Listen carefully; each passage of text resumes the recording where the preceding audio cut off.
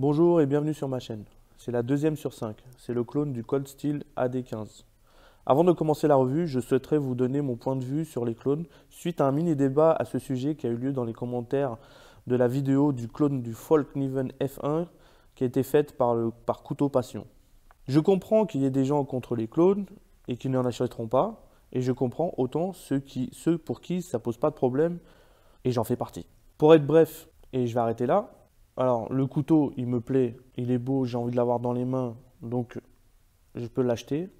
Il est accessible, il coûte pas cher. Et avec le temps, à force de le manipuler, j'aurais peut-être envie d'acheter l'original. Donc c'est un peu dans cette philosophie que j'achète les clones. J'aime bien, il est beau, machin, j'ai envie de l'avoir dans les mains. Hop, je le manipule, ouah, c'est super. Et s'il n'est pas trop cher, peut-être que dans le futur, je l'achète et je le mets dans ma collection. En tout cas, en ce qui concerne ce clone et tous ceux que je veux présenter dans le futur, il y en aura à peu près 4 ou 5 en tout. Sachez que je n'aurai jamais, de toute façon, jamais acheté les originaux parce qu'ils coûtent trop cher. Je vous rappelle que ma chaîne est axée sur les couteaux pliants abordables, même s'il pourrait y avoir de temps en temps une petite exception. Allez, tour rapide du AD15, c'est parti. J'ai la bonne surprise, je l'ai reçu dans cette trousse, dans cette petite pochette. Alors, pochette légèrement feutrée. Le couteau, il est emballé dans un sachet. Voilà. Je vous fais une rapide vue d'ensemble du couteau. Voilà, comme ça, rapido. Donc là, le manche, il est en partie en G10 là, texturé assez râpeux quand même. C'est bon, ça grippe bien en main en tout cas. Le dos du manche, donc le lock bar, il est en aluminium. Vous avez des platines en acier. Le pocket clip, il est réversible, donc c'est pas un port profond. Mais bon, pour ce genre de couteau, de toute façon, c'est pas fait pour porter dans la poche, c'est trop gros.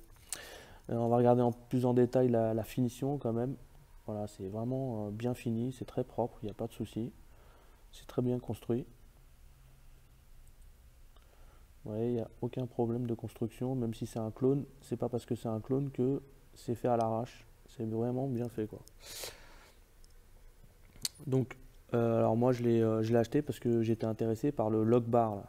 Ce système de verrouillage et d'ouverture du couteau.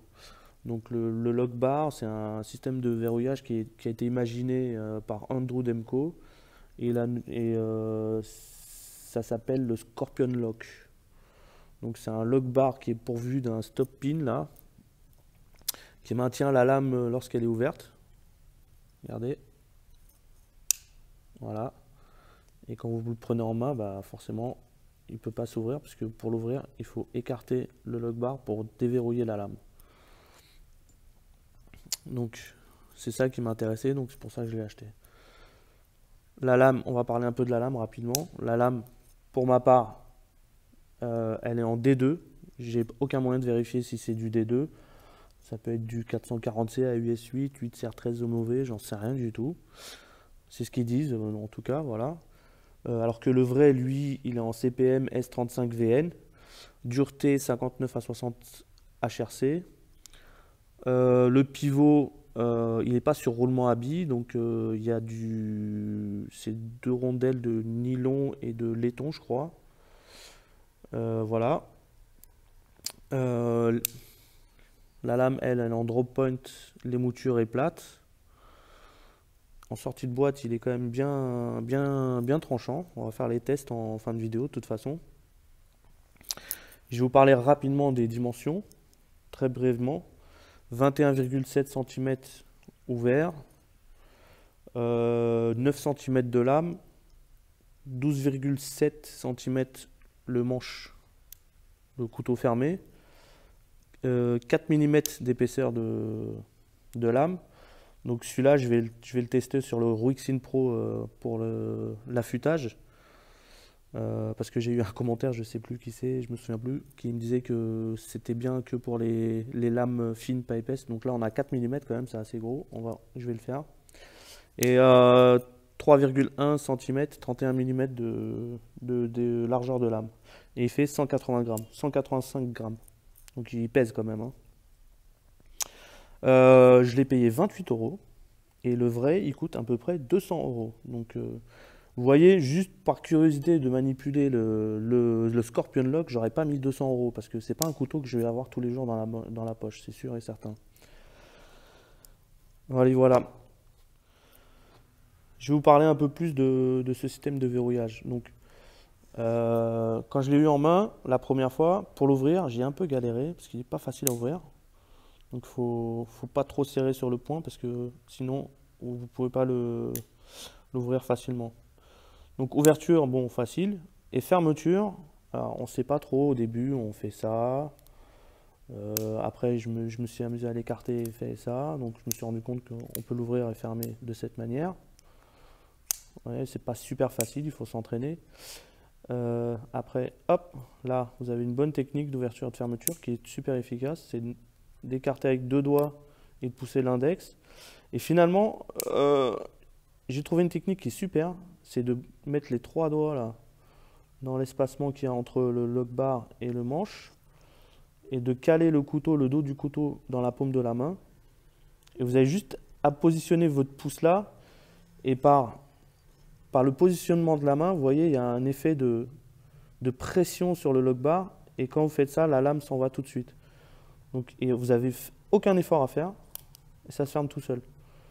Pour la fermeture, c'est hyper efficace. Vous voyez, vous le faites naturellement après une fois que vous avez l'habitude. Vous voyez, hop. C'est top, ça c'est top. Du coup, bah, j'aime bien ce système finalement. Parce que j'ai commencé à avoir le coup de main. La prise en main, elle est géniale, parce que le manche est assez gros, et la forme du manche fait que les doigts tombent super bien. J'ai une main de taille moyenne, hein, donc là on est super bien. Le pouce tombe tout de suite sur comment on appelle ça, les cannelures qui sont là. Et là, vous voyez, là, c'est top, hein. Par contre, c'est pas un EDC, c'est pas quelque chose que vous allez avoir dans la poche, c'est plus un couteau de travail que vous allez mettre dans un sac. C'est un couteau utilitaire, hein. D'ailleurs, je ne vais pas vous faire de coupe d'aliments, de nourriture, parce que c'est pas vraiment fait pour ça. Et, on pourrait y arriver, mais ça sert à rien. Pour moi, c'est un couteau utilitaire, hein. Vous le prenez, vous bastonnez des trucs, vous bâtonnez, vous bastonnez, vous bourrinez. Voilà, c'est pour des gros travaux, quoi. D'ailleurs, vous voyez, on sent bien qu'il est costaud. Ouais, voilà. Je vais quand même vous le présenter avec d'autres couteaux pour que vous puissiez vous rendre compte de la taille du couteau quand même. Alors là, vous avez, hop, le AD15. Je vais vous mettre le Ganzo G729 à côté. On peut dire que c'est l'équivalent du Paramilitary 2. Je vous mets le FB727S à côté, qui est un peu crado, parce que je l'ai utilisé il n'y a pas longtemps, j'ai pas pensé à le nettoyer. Et puis je vais vous mettre mon petit chouchou, celui que j'ai tout le temps sur moi, le Kershaw Atmos, que j'adore. Donc là vous avez une idée de la taille du machin, quoi. Il est quand même costaud, hein. Quand vous avez ça dans la main et ça à côté, bah, en termes de poids et de taille, il n'y a pas photo, hein. Celui-là, vous le mettez dans la poche, il ne gêne pas, il disparaît. Et celui-là, vous le sentez, hein. Bref.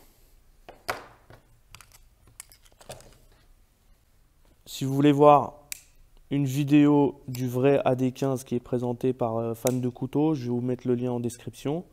Lui, il a le vrai, donc vous verrez, il y a, à part la lame qui est en CPM S35VN, là, il n'y a pas de différence, il n'y a rien. C'est le même couteau, quoi. Et le prix, bien sûr. Je vais vous faire un test de coupe papier, carton et quelques objets que j'ai amenés parce que en fait je suis sur mon lieu de travail. J'en profite parce que j'ai 5 minutes. Test de coupe sur papier. Hop.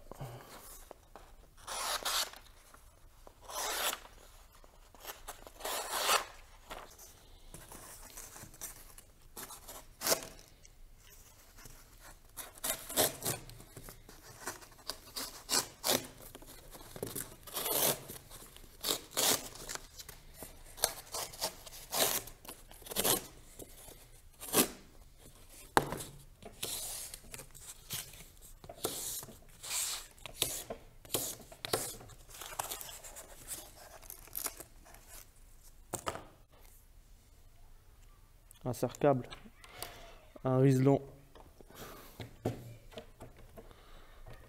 Il est costaud le Rislon, hein. Mais il a été coupé quand même.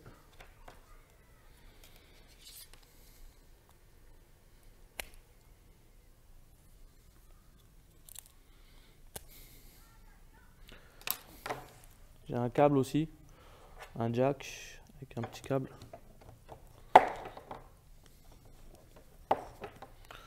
Sans problème, ça coupe nickel.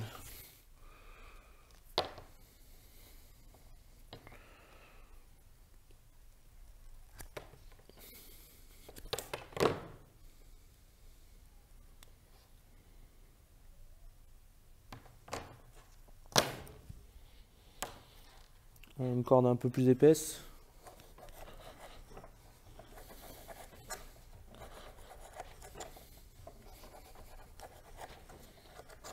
Voilà.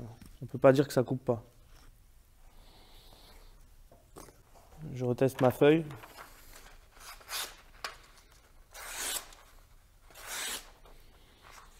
Bon bah voilà, c'est tout pour aujourd'hui. Prochaine vidéo à venir, ça sera pas un clone, ça sera un couteau original, un couteau chinois, mais un couteau original. Et toujours dans les mêmes gammes de prix. Je vous dis à bientôt. Ciao.